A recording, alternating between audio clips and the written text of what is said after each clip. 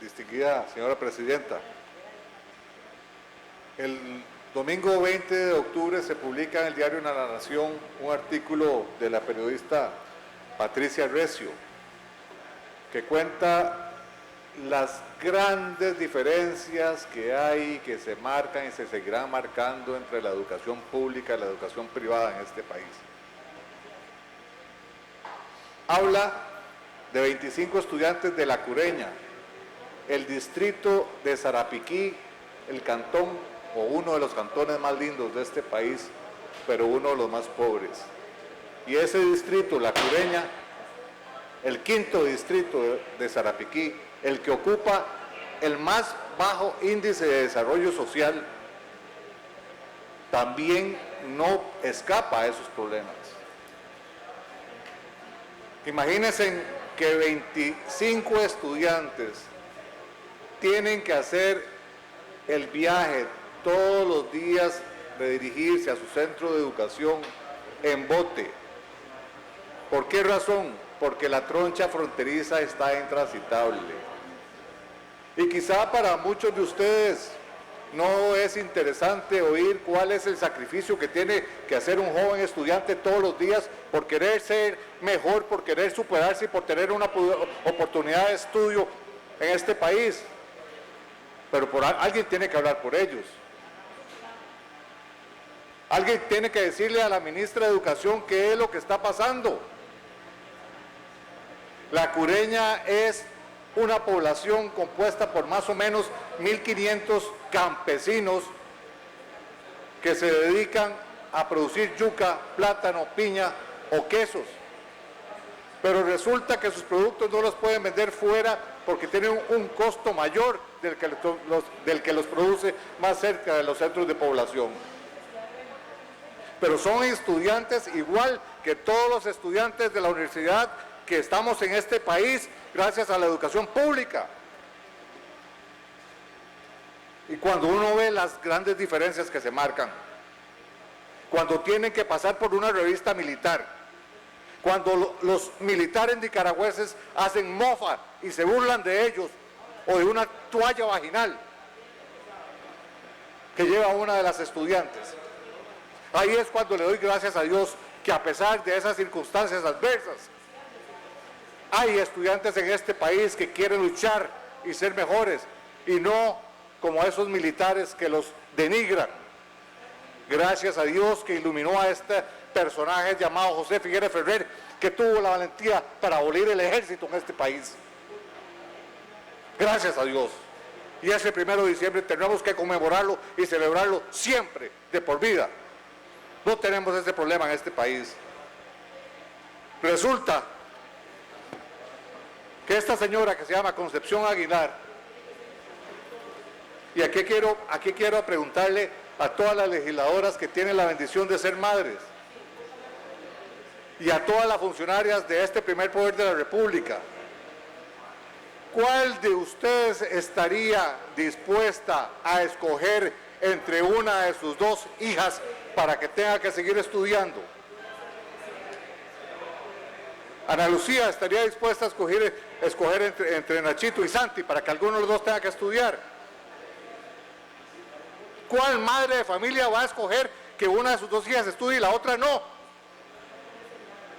Eso es lo que pasa, eso es lo que sucede en esta población. Doña Concepción Aguilar vive en una zozobra porque tiene que saber de dónde va a recoger esos 50,000 colones para pagarle al botero para que lleve a su hija a estudiar. Y nosotros a veces con las escuelas a la par y no vamos ni siquiera porque nos da pereza o nos dormimos. No estamos viendo las diferencias que hay, señoras y señores, y es que ahí era cuando vivía el espíritu del proyecto 21.096 que este plenario decidió archivar, porque era poner en conocimiento de toda esa población estudiantil los derechos que le da la Declaración Universal de los Derechos Humanos. Ese era el objetivo de ese proyecto, no las cosas que se dijeron aquí. No las cosas que se dijeron aquí.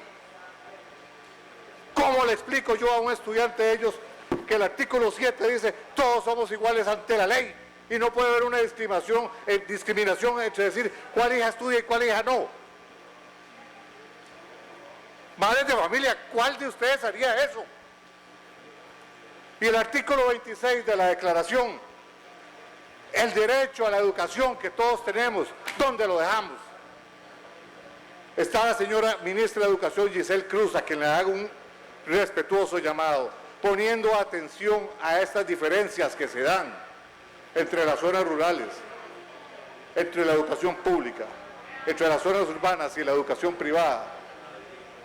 ¿Cómo vamos a aspirar que esas zonas salgan de pobreza si no le estamos dando los machetes ni los instrumentos a los jóvenes para que estudien, para que sean mejores, para que sean diputados, para que sean ministros, para que sean presidentes, para que se preocupen por arreglar sus carreteras? Dice el director regional de CONAVI que en enero van a empezar por la reconstrucción de la trocha, que les cuesta 3.500 millones de colones rehabilitar 17 kilómetros. Liceo Rural Boca Río San Carlos se llama la institución a donde tienen que ir a estudiar. Desde La Cureña, desde Sarapiquí, tienen que ir a estudiar hasta La Juela, hasta la Boca Río San Carlos. Con hambre, con frío, con lluvia, enfrentando el riesgo de que su bote se vuelque y todos fallezcan en el río San Juan, soportando las burlas de los militares.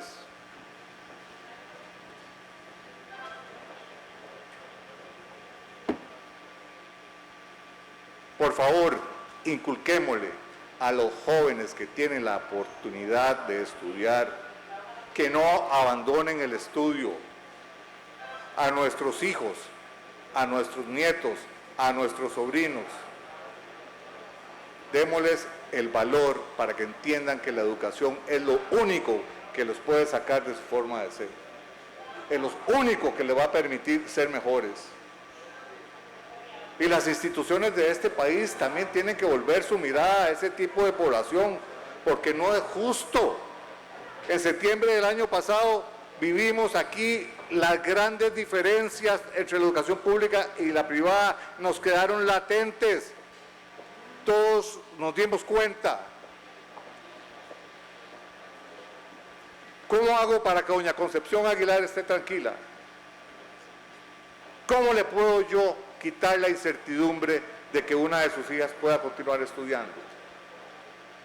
¿Soy yo o es el sistema el que está fallando? Llegan con hambre, llegan con frío.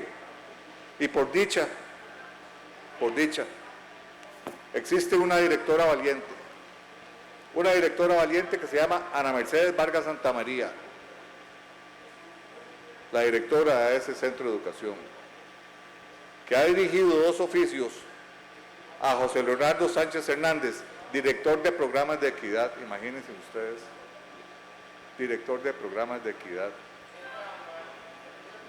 Bueno, y el otro a William Salazar Sánchez, que es el jefe del Departamento de Transporte Estudiantil, y el otro, el director de programas de equidad.